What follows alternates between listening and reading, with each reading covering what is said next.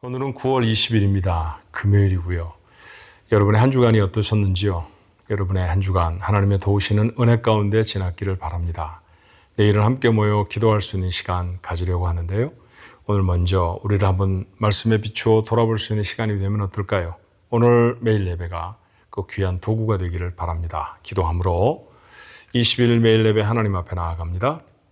저를 하나님의 자녀로 삼으셔서 자녀가 누릴 수 있는 온갖 것들을 다 공급하시고 채워주신 아버지 감사합니다. 체험을 받을 때 잘 모르며 지나칠 때도 있고요. 하나님이 그렇게 놀랍게 베풀어 주셨는데도 그 은혜를 저버리며 살아갔던 연약함도 때로 저에게 있었음을 고백합니다. 용서하여 주옵시고 지나간 한 주간 동안에 베풀어 주신 은혜를 오늘 이 시간에 우리의 기억에서 소환해낼 수 있도록 도와주시고 그렇게 연해진 마음으로 그렇게 착해진 마음으로 우리 하나님 앞에 나아가 기도의 제목도 마음에 담게 하시고 그 담겨진 기도가 주 앞에 상달될 수 있도록 저희 입술에 기름도 부어 주옵소서. 예수님의 이름으로 간절히 기도하옵나이다. 아멘. 찬송가 내 구주 예수를 더욱 사랑 314장입니다. 함께 찬송하지요.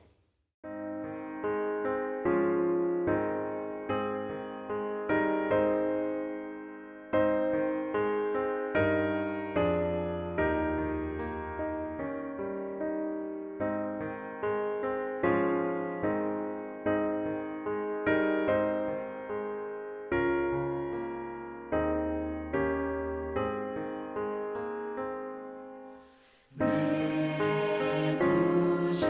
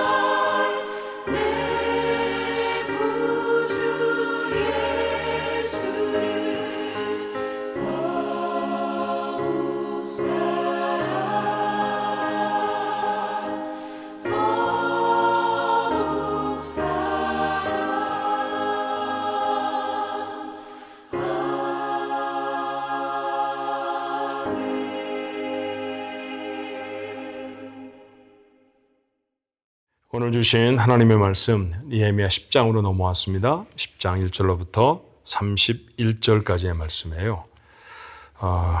니에미야서 10장 1절부터 31절 말씀까지 절수는 긴데 근데 그 분량 그렇게 많지 않습니다. 사람 이름들이 많으니까 너무 서둘러 읽지 마시고요. 천천히. 저도 실수할 수 있을 것 같은데요. 하도 이름이 많아서 한번 따박따박 그렇게 읽어볼까요? 한 목소리로 읽습니다. 그 인봉한 자는 하가랴의 아들 총독 느헤미야와 시드기야와 스라야, 아사랴, 예레미야, 바소홀, 아마랴, 말기야, 핫도스, 스바냐, 말룩, 하림, 브레못, 오바댜, 다니엘, 긴느돈, 바룩, 무술람, 아비야, 미야민, 마아시야, 빌게, 스마야이니 이는 제사장들이요 또 레위 사람 곧 아사냐의 아들 예수와 헤나닷의 자손 중 빈누이, 간멜과 그의 형제 스바냐, 호디야, 그리다, 플라야, 하난, 미가, 르호, 하사바, 삭골, 세레바, 스바냐, 호디야, 바니, 분이누뇨 또 백성의 우두머리들 곧 바로스, 바핫 모압, 엘람, 사뚜, 바니, 분니,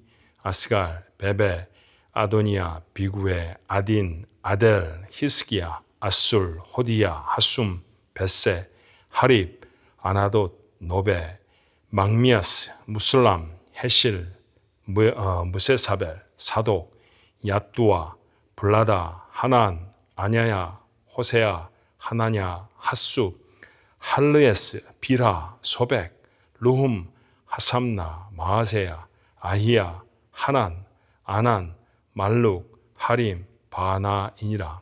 그 남은 백성과 제사장들과 레위 사람들과 문지기들과 노래하는 자들과 느디님 사람들과 및 이방 사람과 절규하고 하나님의 율법을 준행하는 모든 자와 그들의 아내와 그들의 자녀들 곧 지식과 총명이 있는 자들은 다 그들의 형제 귀족들을 따라 저주로 맹세하기를 우리가 하나님의 종 모세를 통하여 주신 하나님의 율법을 따라 우리 주 여호와의 모든 계명과 규례와 율례를 지켜 행하여 우리의 딸들을 이 땅 백성에게 주지 아니하고 우리의 아들들을 위하여 그들의 딸들을 데려오지 아니하며 혹시 이 땅 백성이 안식일에 물품이나 온갖 곡물을 가져다가 팔려고 할지라도 우리가 안식일이나 성일에는 그들에게서 사지 않겠고 일곱째마다 땅을 쉬게 하고 모든 빚을 탕감하리라 하였고. 아멘. 쉽지 않은 이름들이었죠. 제가 몇 개나 틀렸는지 나중에 여러분이 좀 알려주세요. 많은 이름들이 등장해 있습니다. 이 이름들은 여호와 앞에 세웠던 언약을 갱신하고 나서 우리가 율법을 꼭 지키겠습니다 해서 백성의 대표가 돼 거기에 요즘 말로 말하면 서명이고요. 오늘 성경의 표현대로 하면은 인봉, 도장을 찍고 봉인을 한 그런 사람들의 이름들이었습니다. 이스라엘 백성이 영적으로 회복되고 있는 거죠. 자, 어떤 회복의 과정을 기억하십니까? 은혜를 돌아보았습니다. 우리도 마찬가지예요. 우리가 영적으로 회복되려고 하면 반드시 기억해야 합니다. 뭘요? 하나님이 우리에게 베풀어 주신 은혜를 기억하는 거예요. 두 번째로 죄를 회개하죠. 은혜에 가품함에 살지 못했던 삶이 반드시 우리에게 떠오르게 되어 있습니다. 성령이 우리를 조명하시기 때문이에요. 그럴 때 하나님 앞에 잘못을 고하는 것, 그게 바로 회개입니다. 그리고 하나님과 약속도 다시 맺습니다. 오늘 본문의 말씀은 여기에 서명한 사람들의 이름이에요. 자, 성전을 지었습니다. 성전 뭐 하는 데 쓰는 건물인가요? 하나님 앞에 예배하는 데 사용하는 건물이잖아요. 그러니까 하나님 앞에 예배하겠습니다. 그리고 성전을 지었다는 거죠. 근데 그 성전에 예배하는 사람이 아니라 장사하는 사람들만 자꾸 드나듭니다. 왜냐하면 성벽을 제대로 쌓지를 못했기 때문이에요. 느헤미야가 그 소식을 듣고 달려와서 쌓았던 것이 성벽입니다. 그러니까 이제 이스라엘 백성이 그만큼 하나님 앞에 좀 구분이 된 거죠. 자, 각각 구역을 나누어서 너희들은 요만큼 지켜라, 너희들은 너희들 집 앞을 지켜라, 뭐 이런 얘기들 여러분 묵상하시면서 나누었던 말씀 기억하시죠? 그렇게 성벽을 다 완성을 했습니다. 자, 성전을 짓고 성벽을 지어서 그 가운데 이스라엘 백성이 살게 됐다 할지라도 그 안에 살고 있는 사람들이 변하지 않으면 그건 아무것도 아니라는 거죠. 새 성전이고 그리고 새 성벽이지만 그 안에 살고 있는 사람들이 여전히 하나님께 마음을 두지 않는 사람들이라고 하면, 하나님에게서 멀어진 사람이라고 하면, 하나님이 이렇게 지키고 살아야 너희 내 백성이야 라고 말씀하신 하나님의 법, 하나님의 가이드라인을 따라가지 않는 사람이라고 하면 그 사람 하나님의 사람이 아니라는 거죠. 하나님의 사람이 아닌 사람들이 성전 안에 아무리 많이 모여도 그게 예배일 수 있겠으며, 하나님의 뜻대로 살아가지 않는 사람들이 아무리 우글우글 많은 무리를 지어 산다고 할지라도 그게 어떻게 하나님의 성 예루살렘일 수 있어요. 그러니까 사람이 변해야 되는 게 첫 번째였습니다. 그래서 에스라는 그들에게 율법을 낭독하고 가르쳐주면서 촉구하였고, 그들이 마음이 하나님께로 향하여 회복되어 우리가 이렇게 살겠습니다 약속하게 되는 것이죠. 말로만 약속한 것이 아니었던 것 같아요. 오늘 말씀을 보니까 그들의 삶에서 어떻게 변화되는 모습이 나타났는지를 몇 가지 발견할 수 있습니다. 그 첫 번째는 28절의 말씀인데요.